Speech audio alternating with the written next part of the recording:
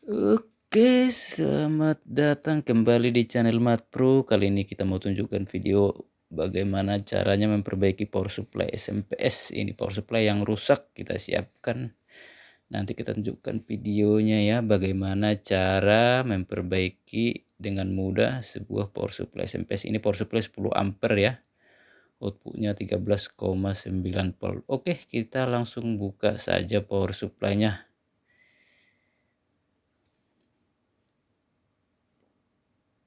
Oke, ini kita coba buka power supply-nya. Bautnya hanya satu ya, ada jepitannya di belakang, nanti kita bisa geser tutupnya.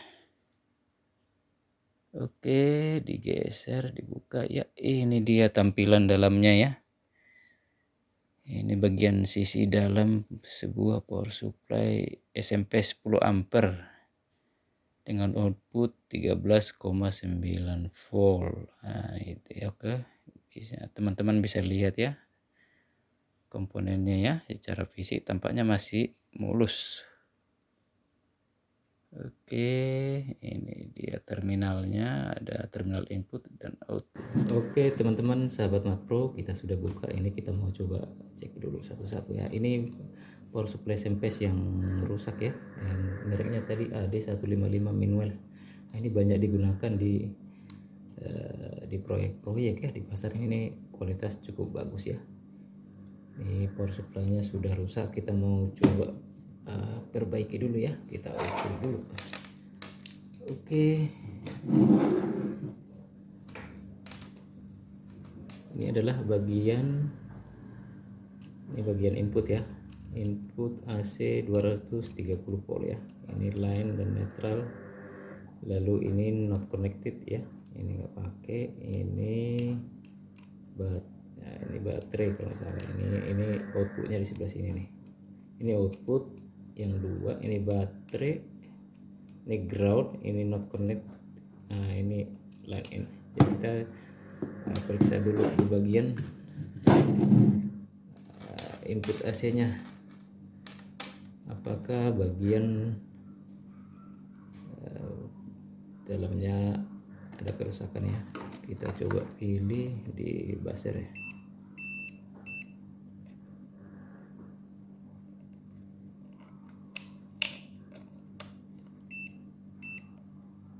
Continuity, oke. Jadi ini enggak ada short ya, ini tidak ada short. Kemudian di bagian output ini tidak ada, bagian baterai ini tidak ada short. Oke,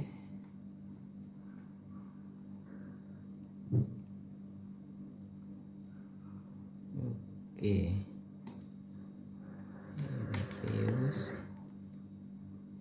Ini fuse-nya kita ukur dulu ya. Ini fuse-nya nyambung.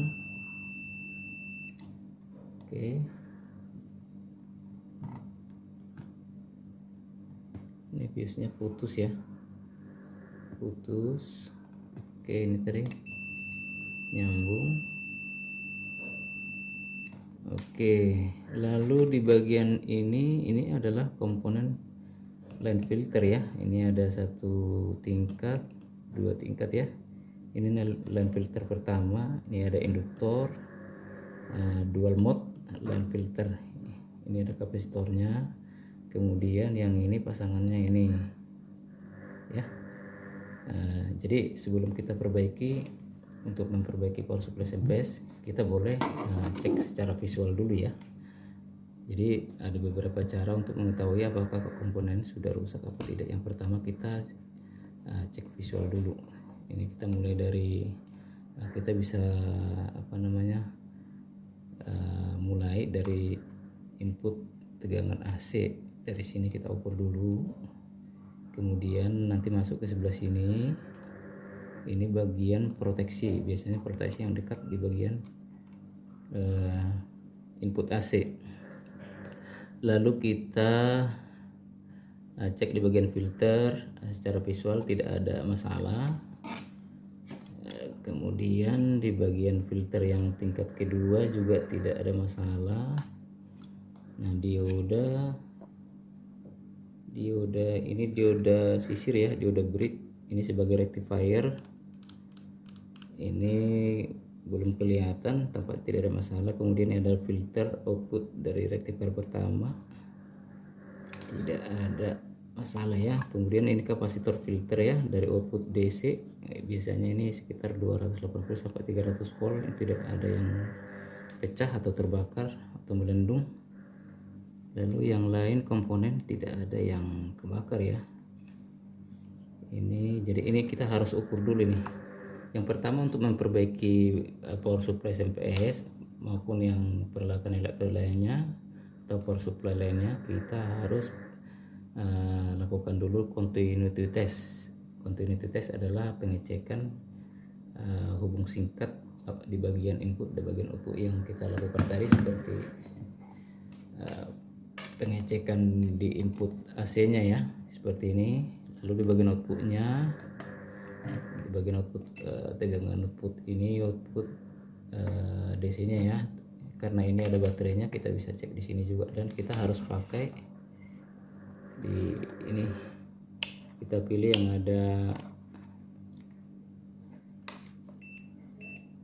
ada simbol ini nih, garis-garis ini continuity test. Kalau buzzer ya, istilah buzzer yang ini continuity test. Jadi kalau misalnya dia di bagian inputnya short, nah itu berarti ada di dalam rangkaian ada yang short. Tapi kalau enggak bunyi, berarti kemungkinan open, ada yang putus. Nah, yang kedua, kita selain continuity test, kita cek dulu tahanannya itu, seperti lajimnya. Kita tahu bahwasanya di CPS itu kalau tidak short berarti ada tahanan ya. Jadi untuk tahanan input AC itu biasanya di atas 500 ohm ke atas itu dianggap normal ya. Tapi kalau di bawah 500 ohm itu biasanya ada sesuatu komponen yang bermasalah di dalam. Oke, kita coba cek dulu tahanan di input AC nya berapa. Kita pilih di model pengukuran tahanan ya. Nah, ini ada nih mega ohm, kira-kira berapa ya? Dia tahanannya ada 600 ya, 600 kilo ya, 16 kilo lebih. Oke, 600 kilo lebih. Oke, di bagian outputnya ada 129 ya, normalnya di bagian baterai 162 normal ya. Jadi ini di bagian input AC tadi udah sempat kita ganti tadi ininya, fuse-nya. Nggak kelihatan videonya tadi, ini fuse-nya kita sudah ganti. Kita fuse-nya sudah ganti ya. Tadi kita fuse-nya sudah ganti. Ini fuse 5 ampere.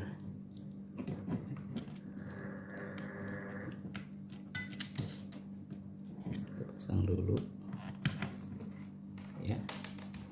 Kalau kita pasang fuse-nya di sini tidak ada tahanannya sekitar segini ya. Nah, itu normal. Kalau seandainya fuse-nya putus,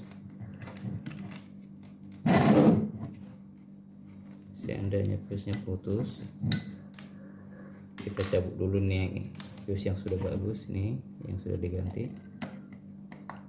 Ini tahanannya harusnya open ya, tidak baca. Jadi kalau misalnya tahanan fuse-nya putus, itu nanti kita ukur di bagian inputnya, itu berarti tidak ada dibaca ya. Nah, 0 ya, tak terhingga ya. Jadi itu tidak, artinya itu kemungkinan fuse-nya putus. Ini karena kebetulan kita cabut, karena udah sempat kita ganti tadi yang bagus. Kita pasang lagi ya. Oke, kita pasang lagi. Ini fuse sudah oke. Lalu karena fuse-nya tadi putus, kita mau cek juga di bagian sini ada, ini adalah NTC. NTC ini warnanya warna hijau ya. Biasa NTC itu adalah warna hijau, kalau nggak hijau hitam ya. NTC itu satu set, satu tim dengan varistor ya. Ini varistor yang biru, ini varistor, ini NTC, jadi ini sebagai proteksi ya. NTC ini kita baca, ini kelihatan ya di monitor ya.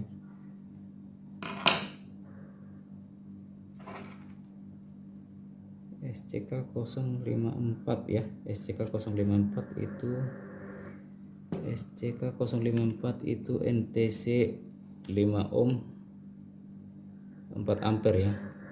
Ini varistornya nggak usah kita ukur, itu 14D 471K. Ini untuk 14 mili disnya, kemudian untuk tegangan 275 volt AC ya. NTC nya kita harus ukur dulu ya. Ini bisa ukur di bagian sisi. NTC 054 SCK 054 itu adalah NTC. Kita pilih dulu tahanannya, kita mengukurnya pakai tahanan kakinya.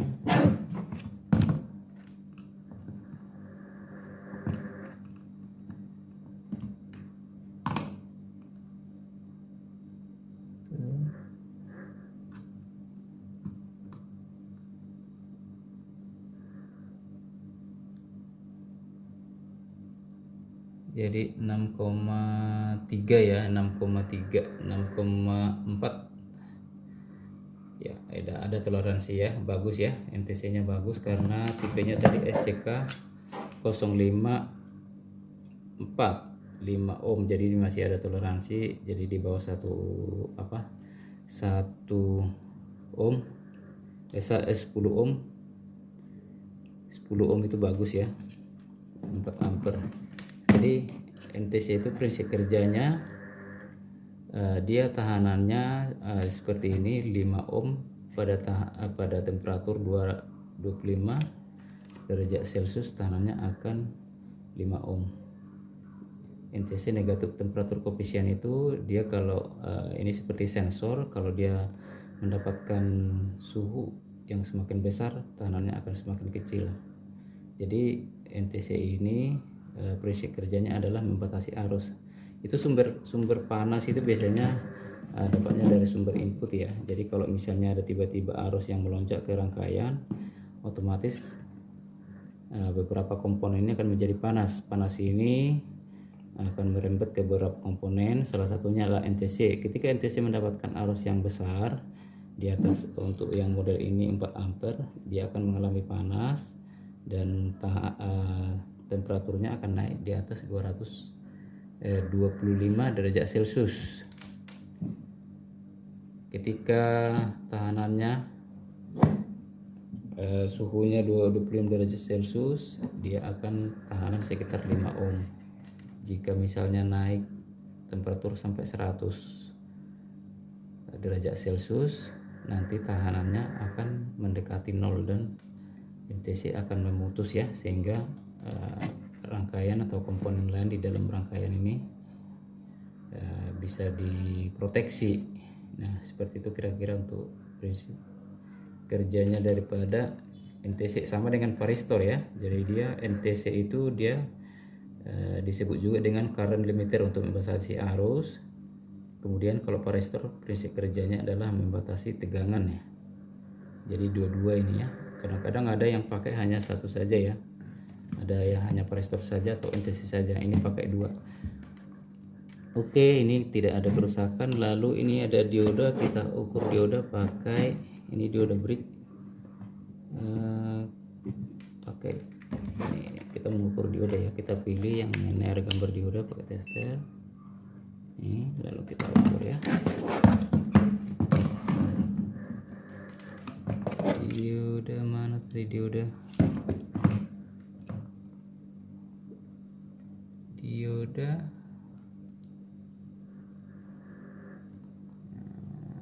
Oke, teman-teman harus tahu ya cara mengukur diodanya seperti apa. Kita balik lagi di sini. Ini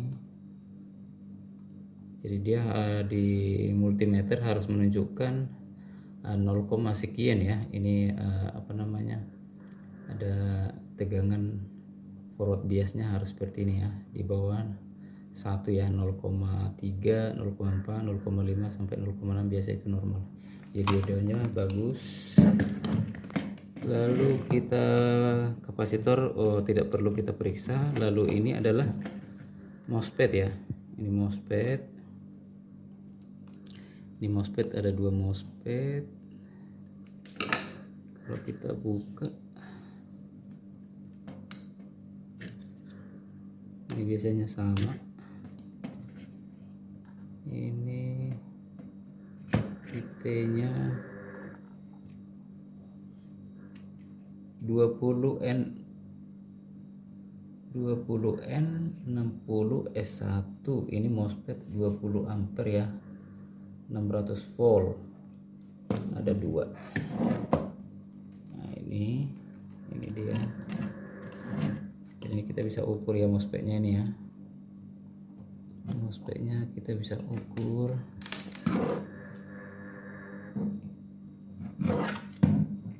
Kita pakai mengukur dioda ya. Nanti kita mengukur pakai dioda.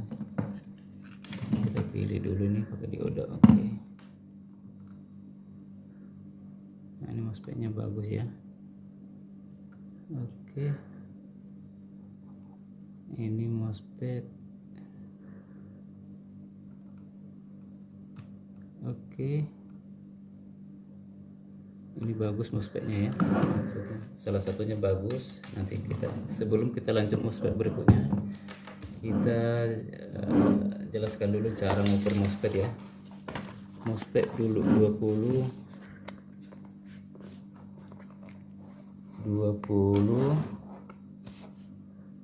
20N.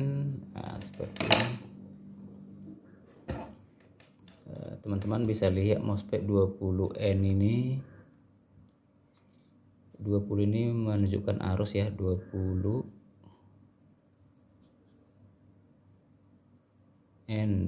ampere. Ini 60 menunjukkan tegangannya. Ini gambarnya ini. Kalau kita lihat rangkaian dalam seperti ini ya. Jadi di MOSFET itu, ini MOSFET N channel. Ini ada seperti transistor ya, tapi namanya beda ya. Ini ada drain, gate, dan source. Ini ada rangkaian dalamnya, itu ada dioda nih, seperti dioda ya. Ini di rangkaian dalam ada dioda. Jadi kita ngukurnya juga seperti ngukur sebuah dioda ya. Ini drain, ini gate, ini source.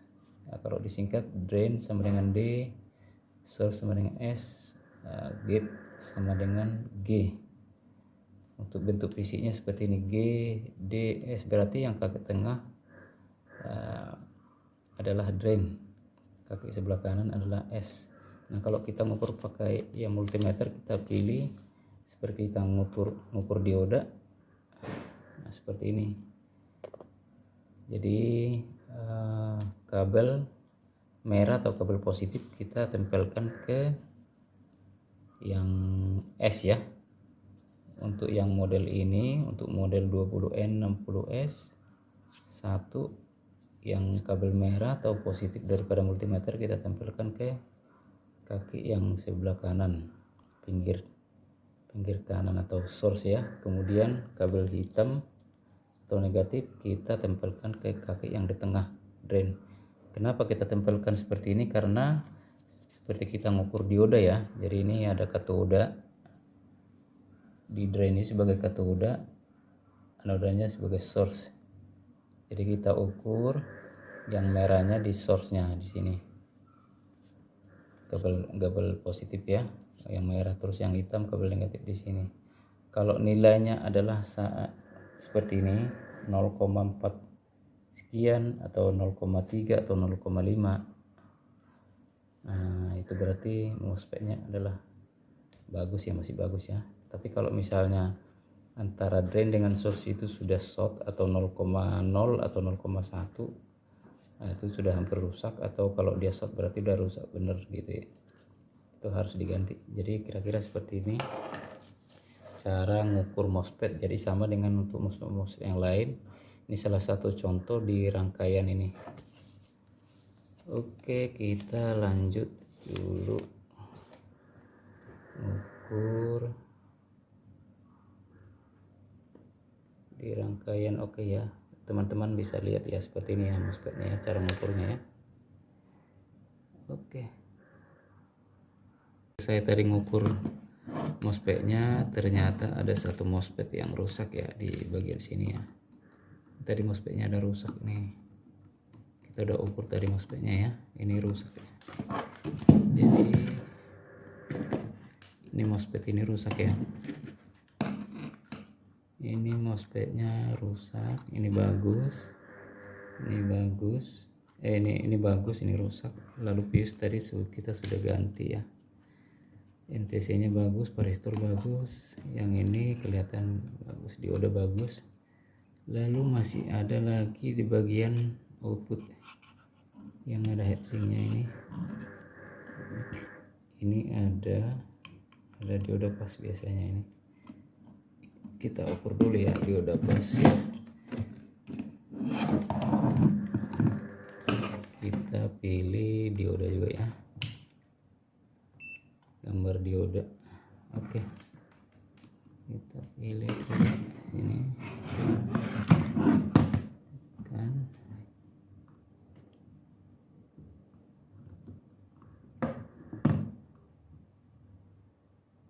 Ini dioda pas itu biasanya kalau diukur dia 0,00 sekian ya dia. Ini benar ya. Oke, dia seperti ini. Jadi dioda pas ini kakinya ada 3, itu sama seperti dioda biasa yang digabungkan, 2 buah dioda biasa yang digabungkan ya, antara apakah katoda atau anodanya yang digabungkan, dia bisa diukur. Ini di rangkaian digabung ya, ini bagus, ini bagus. Jadi untuk dioda pas ya teman-teman ya, dioda pas ya seperti ini.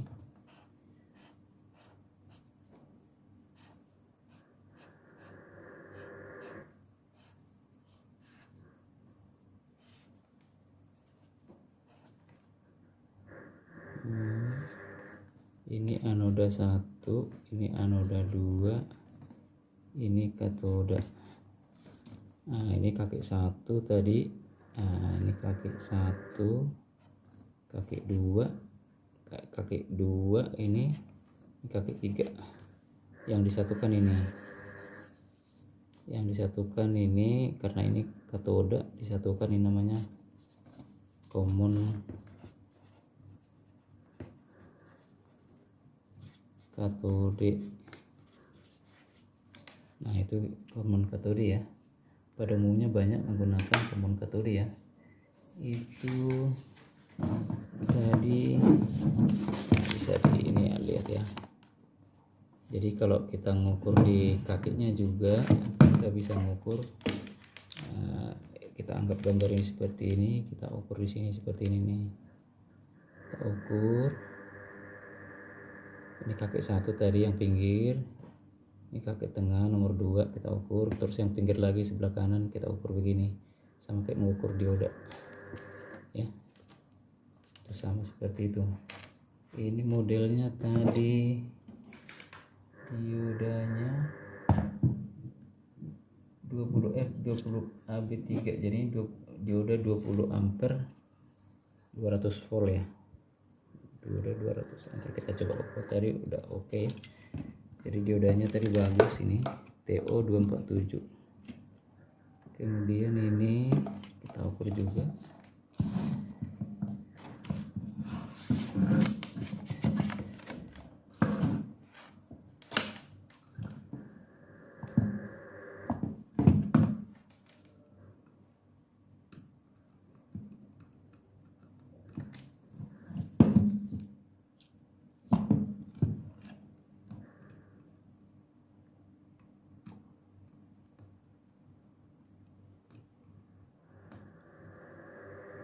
bagus ya, bagus itu sama dengan core dioda.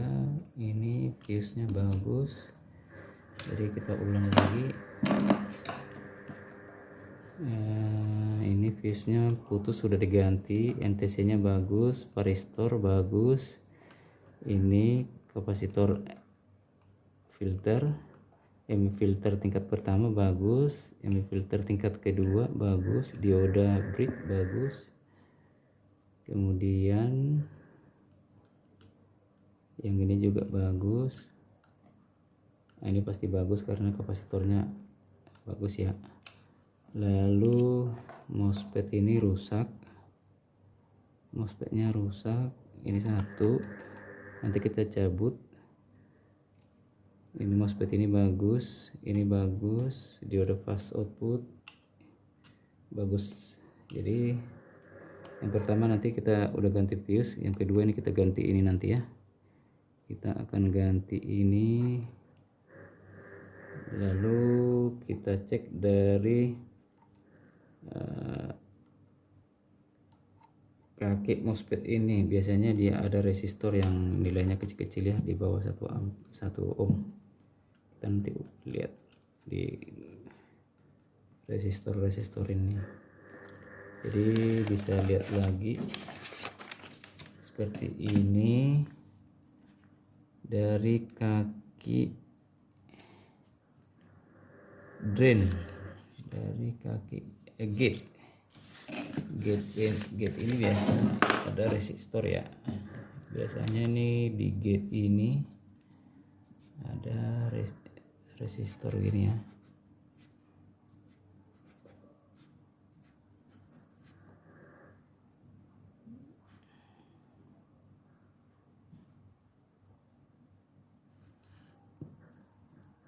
Begini ada resistor biasanya yang nilainya misalnya 0,1, 0,5, 0,3 ohm ya, sekian biasanya. Ini kita harus ukur ya.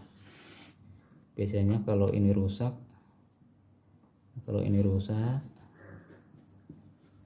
misalnya ini short,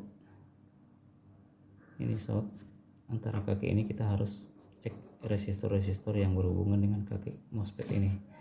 Biasanya nilainya nggak besar karena MOSFET akan beroperasi atau bekerja dengan nilai RDS namanya ya. Nilai RDS nya itu kecil, biasanya di bawah 1 ohm. Jadi kita harus, biasanya kalau MOSFET nya short, biasanya resistornya juga ikut rusak ya, kita harus ganti sesuai dengan nilainya. Oke, sudah selesai kita ukur. Nanti kita akan coba copot ya.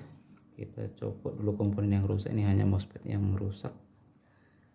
Fuse kita sudah ganti, nanti baru kita tes lagi. Oke, di bagian atas sudah tidak ada masalah ya, tinggal ini nanti kita ganti.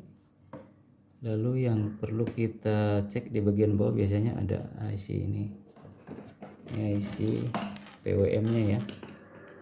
IC PWM ini kita harus pastikan juga bagus. Kalau kita sudah ganti MOSFET nya, nanti kita pastikan ini. Tapi tampaknya dia enggak. Biasanya kalau rusaknya biasanya secara fisik kelihatan ya, pecah ya. Ini tidak ada ya. Oke, ini kita cek ulang lagi ya. Ini ada LED-nya nih, LED indikatornya ini ya. Indikator output ini warna hijau. Ini power terminal output, ini baterai, ini input, ini fuse outputnya, ini relay untuk outputnya baterai dengan output ini tegangannya ya. Itu saja, mungkin nanti kita akan coba buka dulu, ganti. Dan di sini ada komponen yang rusak ya. Coba ini yang rusak nih tadi, MOSFET yang ini tadi kita udah siapkan. Ini salah satu contoh yang rusak dan ini salah satu contoh yang bagus ya. Tipenya sama, kita bisa lihat. Kita pilih ke dioda. Oke, dioda. Ini MOSFET-nya tadi, ini gate, ini ya gate, ini gate, ini drain, ini source. Nah, karena source tadi ya seperti ini ya.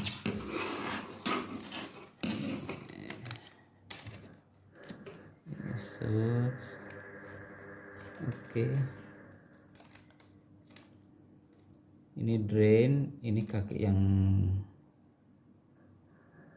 ini ya, yang tengah ya. Kemudian ini source, kaki yang ini, yang gate kaki yang ini. Jadi kita ukur dioda antara drain dengan source. Ini katodanya di drain, berarti kita kabel hitam, kita pakai dioda gini, kabel hitamnya di sini. Kita harus seperti ngukur dioda ya. Ya.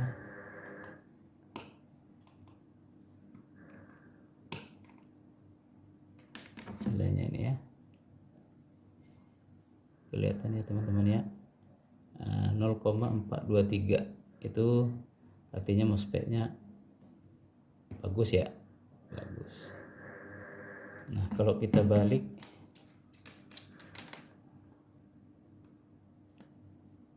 harusnya nilainya tak terhingga ya, tidak bisa baca ya. Jadi multimeter tidak baca ya, tidak baca ya. Lalu antara gate dengan drain, nah itu tidak baca ya. Ini itu tidak ada, itu berarti bagus. Antara gate dengan source juga tidak ada, berarti bagus. Kita balik juga ya. Nah seperti itu ya teman-teman ya cara mengukurnya ya. Nah kalau kita bandingkan dengan yang rusak, ini yang rusak, ganti dulu. Ini modelnya sama, tapi ini yang rusak ya. Coba ya. Ini tadi drain, seperti kita mengukur ini source. Nah, coba teman-teman lihat ya, bandingkan ya. Ini lihat ya diodanya. Coba apa yang ini 0 ya. Ini berarti drain dengan source itu sudah short ya.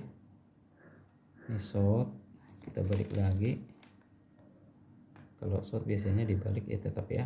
0,000 itu artinya short. Artinya MOSFET ini sudah rusak. Nah kita coba lagi yang gate ke drain 0,074, ini juga hampir short dan harusnya ini tidak ada nilai ya, tidak membaca ya. Kita balik juga ya. Nah ini juga short ya. Kemudian antara gate dengan source sama ya. Oke, jadi seperti itu ya teman-teman cara membandingkan atau mengukur MOSFET. Ini MOSFET yang bagus, ini yang bagus. Nah ini yang rusak ya. Jadi teman-teman sahabat Makro bisa buka dulu datasheetnya ya. Datasheetnya dipelajari dulu di rangkaian dalamnya. Di rangkaian dalam MOSFET itu biasanya ada, kalau enggak dioda Zener, dioda biasa begini, kita ngukur seperti ngukur dioda ya. Nah jadi kita bisa ngukur MOSFET di dalam rangkaian dengan cara seperti ini tadi. Biasanya kalau dia angkanya tidak normal seperti kita ngukur baru tadi itu, artinya MOSFET-nya kita harus sudah ganti ya. Biasanya dia kerusakannya short, jadi kita ganti, kemungkinan nanti power supply akan bagus. Jadi kerusakan power supply SMPS yang sederhana ya, ini power supply SMPS yang outputnya 10,5 ampere dengan tegangannya 13,9 volt, inputnya 100 sampai 240 volt AC ya. Jadi ada baterai untuk baterainya itu sekitar 24, kalau kita pakai baterai 0,5 ampere ya. Jadi rata-rata kerusakan power supply SMPS itu 80% itu ada di bagian MOSFET-nya untuk model yang seperti ini. Lalu sebagian lagi biasanya di bagian proteksi itu biasanya berdekatan ke sumber tegangan AC nya, apakah MTC atau varistor.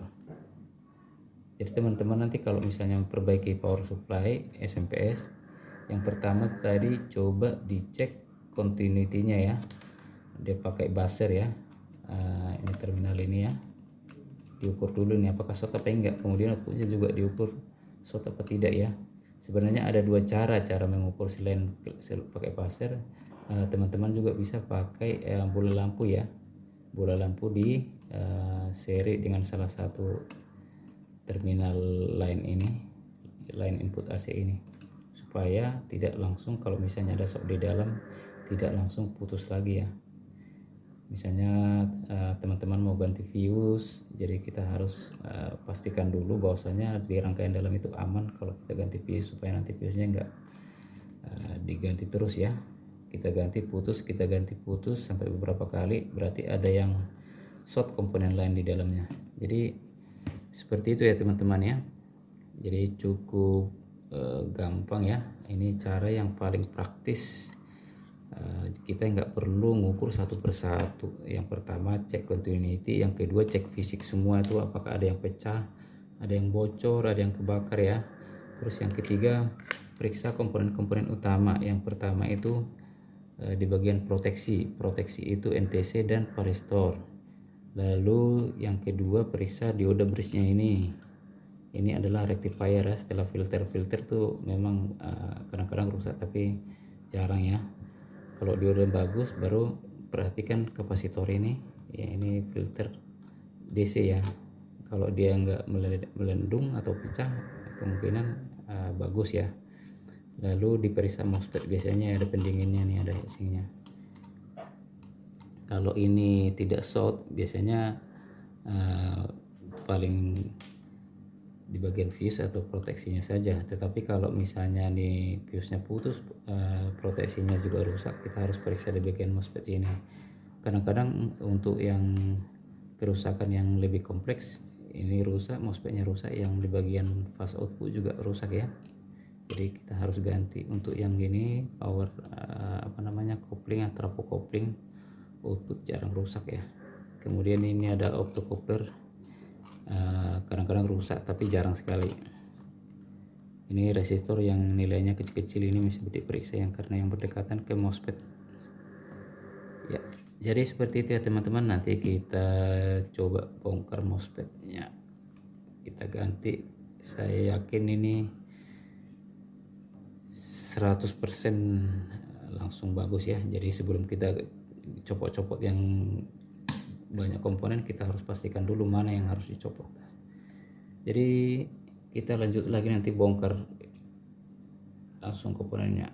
Oke, kita lanjut bongkar komponennya. Oke teman-teman, kita langsung copot ini ya komponennya ya. Kita copot dulu komponen yang rusak dan langsung kita pasang lagi nanti ya. Nah ini dia nih komponen yang rusak, MOSFET yang rusak.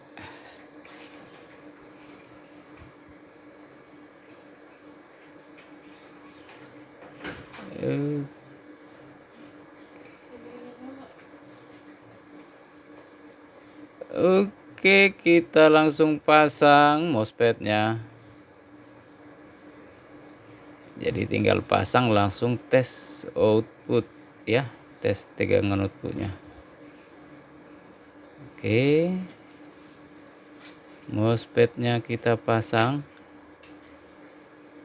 ya, sudah selesai. Oke,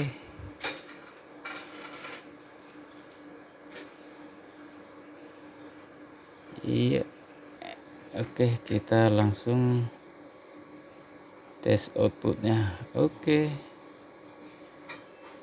ini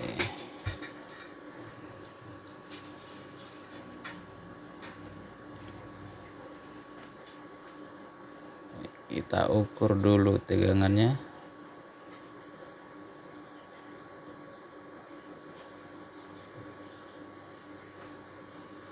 13, sekian ya volt, 13,92.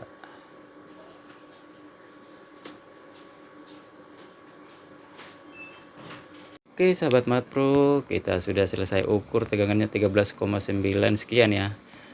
Oke, untuk video selanjutnya jangan lupa subscribe dulu ya. Nanti akan kita upload lagi video-video yang berkaitan dengan power supply.